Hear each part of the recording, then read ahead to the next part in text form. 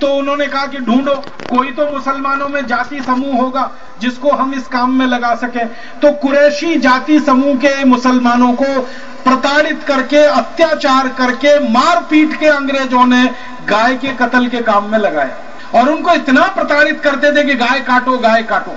फिर होता क्या था कि ये गाय काटते थे कुरैशी समाज के लोग अंग्रेजों के दबाव में आकर।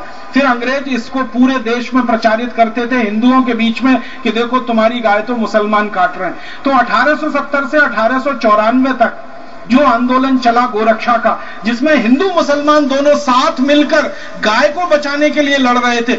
आपको सुनकर ताज्जुब होगा, जींद की जो गोरक्षा समिति 1870 में बनी उसमें 11 हिंदू थे और 7 मुसलमान थे। 18 लोगों की समिति थी। हर जगह गोरक्षा की समिति में हिंदू मुसलमान साथ में मिलकर काम कर रहे थे।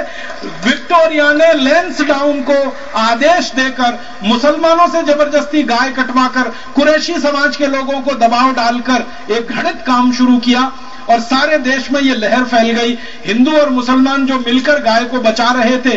विक्टोरिया की इस पत्र के बाद की जो नीति बनी उसमें हिंदू और मुसलमान आपस में लड़ने लगे।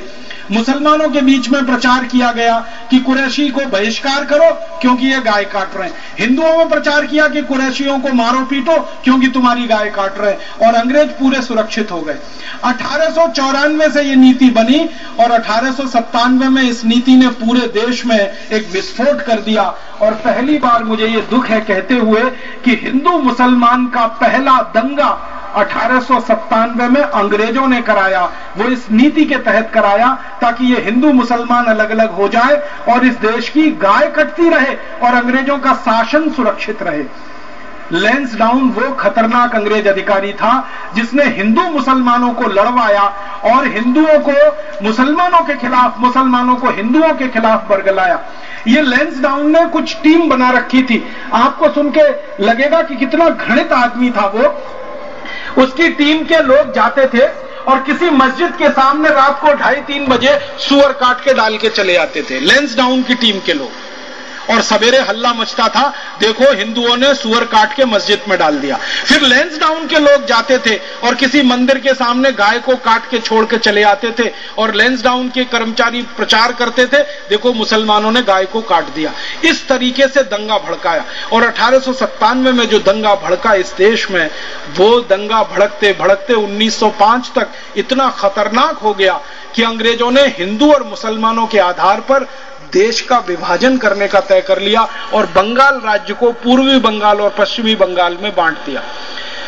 जिस अंग्रेज अधिकारी लैंसडाउन ने यह विष का बीज बोया हिंदू और मुसलमानों में, उस लैंसडाउन के नाम से इस उत्तराखंड में एक पूरा शहर बसा हुआ है, एक नगर बसा हुआ है, उसका नाम लैंसडाउन है।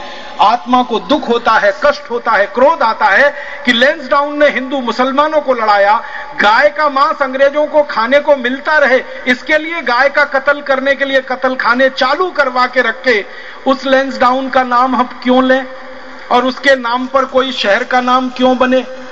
मैं अपील करना चाहता हूं लैंसडाउन की नगर पालिका से, लैंसडाउन की नगर परिषद से। मैं अपील करना चाहता हूं उत्तराखंड के सरकार के मुख्यमंत्री से, उत्तराखंड की सरकार से अपील करना चाहता हूं कि जितनी जल्दी हो ये लैंसडाउन नाम के कलंक को, इस पाप को उत्तराखंड से जितनी जल्दी मिटा दिया जाए उतना अच्छा है।